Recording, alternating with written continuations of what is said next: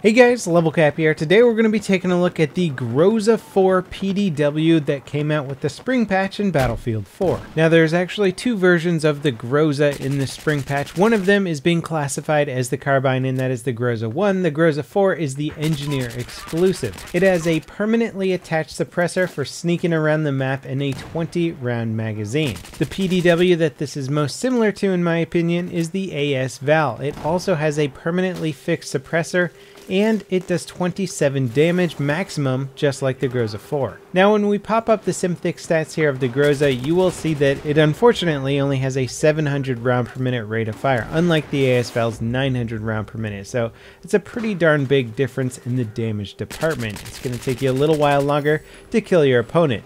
Now you might be thinking that, hey, 27 damage maximum is pretty darn good. However, that drop off starts at 5 meters, so as soon as you start engaging people at around 10 meters away, you are no longer going to get that 4-shot kill, which is kind of the only point to having something that does 27 max. So unless you're right in somebody's face, you're still going to be getting a 5-shot kill, just like just about every other carbine and assault rifle and LMG out there. Now possibly one of the most difficult aspects about this weapon is that it only has a 20-round magazine and an incredibly long reload. The short reload is 2.9 seconds, almost 3 seconds, and the long reload is 3.75 seconds. You're going to be hitting that long reload a lot, because you're going to go through your 20 rounds just trying to deal with one. If you see 2 targets, then you're going to pretty much guaranteed go through all 20 bullets, and you're going to be hit with that almost 4-second reload, which is not good for a weapon that generally functions the best in close quarters. You got a 4-second reload, and that's a death sentence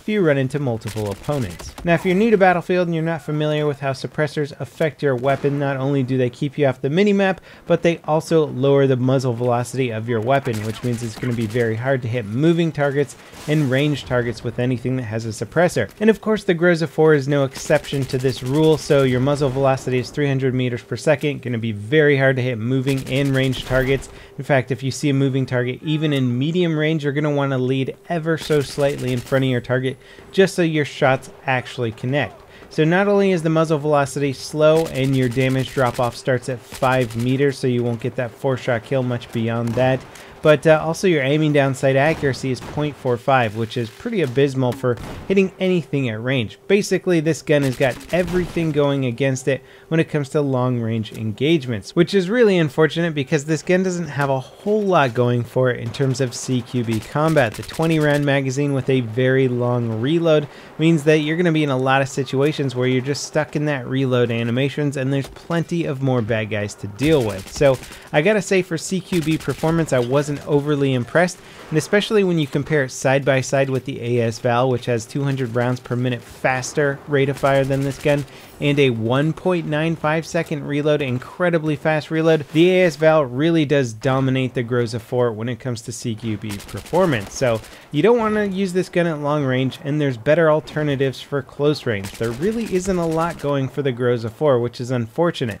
I think DICE has done a lot of weapon balancing with the latest patch, kind of turning a lot of weapons on their head, and they've clearly been experimenting with some new techniques and new balance ideas, but I think the Groza-4 just really got the shit end of the stick and could use a little bit of retweaking. Now I did kind of gloss over the fact that the Groza-4 has excellent hipfire. I mean, it's pretty much in par with a lot of the other PDWs out there, but it is better than the AS Val, and if you put a laser sight on the Groza-4, you're going to have an even better hipfire weapon.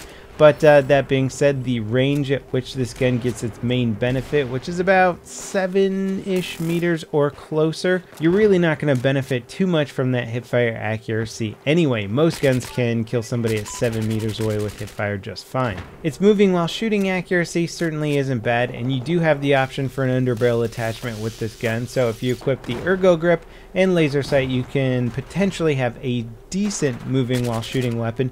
But again, it's just the rate of fire, the magazine size of this gun that really holds it back so much. Also, the muzzle velocity certainly doesn't help, and you'll notice even in that medium range engagements just how bad 300 meters per second can be. You're going to be missing shots that you would otherwise be hitting with other weapons, and it just takes you a while to get used to the lead factor with this weapon, because you don't generally lead in front of targets that are medium range from you moving around. You can shoot directly at them and expect to get a hit, but not with this weapon. weapon. It just kind of feels like you're lagging behind all of the action. So now that we know this weapon is designed for CQB action, what are the best game modes and maps to play it on? Well, obviously you want to get up close and personal, lockers, metro, TDM style game modes, domination style game modes, anything that's infantry centric and close range. You're probably not going to want to use it on larger conquest maps where you have to defend vehicle convoys or pop out of a tank and be able to shoot some guy with a rocket that's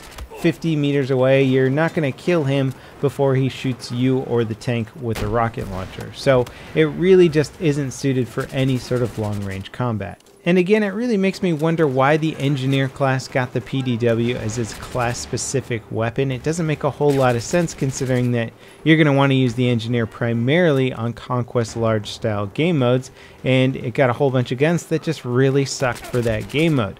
The only one thing that does make sense is that mechanics or engineer, somebody you would expect to see riding in a tank, probably would have a weapon that is shorter, smaller, more compact, so it can actually fit in the tank or fit inside of a vehicle. This is actually fairly accurate to real life, however Battlefield 4 certainly doesn't emulate that, and you spend a lot of your time outside of your vehicle or stalking other vehicles, and in that situation, PDWs are just kind of garbage all around. Now when doing weapon reviews, I certainly try out the weapons in different game modes just to see how they fare at different combat ranges, and even though all the gameplay you're seeing here is of TDM, it's because when I was playing on Conquest, it was very hard for me to go toe-to-toe with just about anyone using a more long-ranged weapon. The RPG in SMAW instantly became my go-to weapon for trying to hit targets at range and just using the Groza exclusively at extreme close-quarter combat. So out of the 4 primary weapons available, I gotta say that the Groza-4 is probably one of the most disappointing, and it's really not that worthwhile to unlock or try and progress with,